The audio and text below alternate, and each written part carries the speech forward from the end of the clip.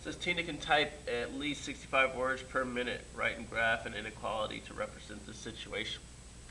So, inequality, at least 65 words per minute. So, typing is greater than or equal to 65.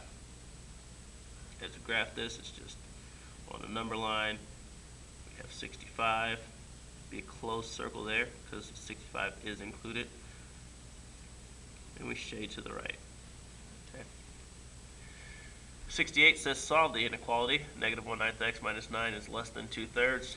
Trying to get x by itself, so I'm going to add 9 to both sides. So I'll have negative 1/9 x is less than 9 2/3. Okay. So I really don't love it like this. This mixed numbers doesn't do me justice. So I'm going to make this an improper fraction.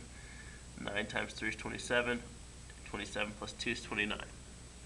So 1/9 x is less than 29 over 3. Alright, that helps me out because now in order to get x by itself, I need to multiply both sides by this reciprocal. I'm going to multiply by negative 9. Okay, and so I'll have x, and because I multiply by a negative number, I have to flip the sign. 9 times 29 gives us 261, maybe. Okay. It'll be negative 261 divided by 3, which will be 87.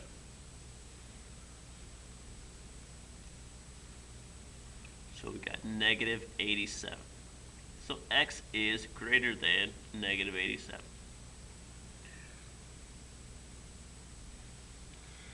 '69 through 71 says use the following graph. Show Susie's school day.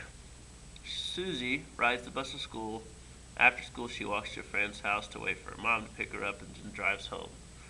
What do the flat portions of the graph represent? Notice that our y-axis is measuring distance. And it looks like she's measuring the distance from home. She's leaving home, waits for the school bus, goes closer to school, stays there for a while. So it's just the flat portions tell us that she's staying still. So it's Susie staying still or being in one place. Staying at a place. Whatever that place may be, the bus stop, school, her friend's house. At which section is Susie waiting for her mom at her friend's house? It seems to be at section 5 or 6, the I. Okay, because she's already gone to school. We assume that the longest part of her day is at school, and then she's waiting at her friend's house for a short period. Then her mom takes her home. What's happening at section 2? It looks like she's waiting on the bus.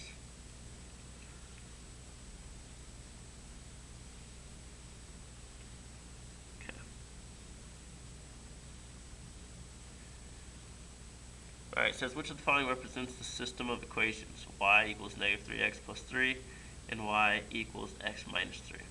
So what I'm looking for is I have two lines that have two different y-intercepts. Okay, so that eliminates A. Okay, because these both have negative 3 as the y-intercept. When one has negative 3 and one has positive 3. Alright, these other two fall in there. Okay, the line with a negative 3 intercept has a positive slope. This has a negative 3 intercept, but it falls down. This has a negative 3 intercept, but it's falling down. So this, B, has a negative 3 intercept and rises up. It's the only one that could be. So B must be it. Oh, no. Didn't see the other one. Well, if you were watching this, I hope that you were looking at your sheet. Okay, so as we looked at it, the negative 3, the line with negative 3 as our intercept should have a positive slope. This had a negative slope, fell to the right. This had a negative slope, fell to the right. So we eliminated these two choices. So B was the only one that worked.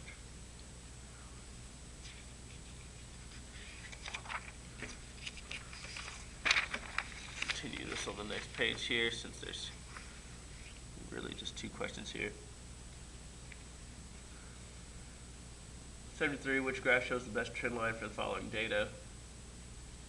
Okay, as we look at this, we're just saying which line basically goes with the points the best.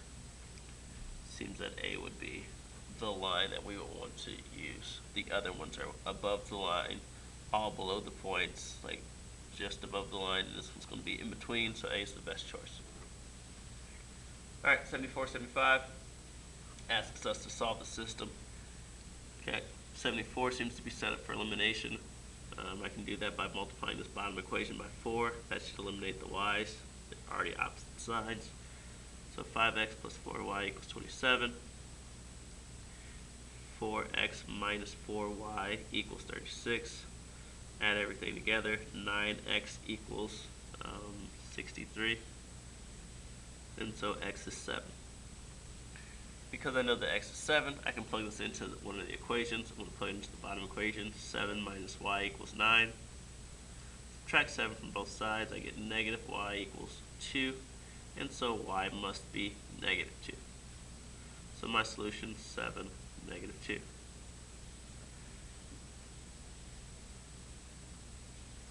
Number 75, also set up for elimination. I'm going to multiply this bottom equation by negative 2.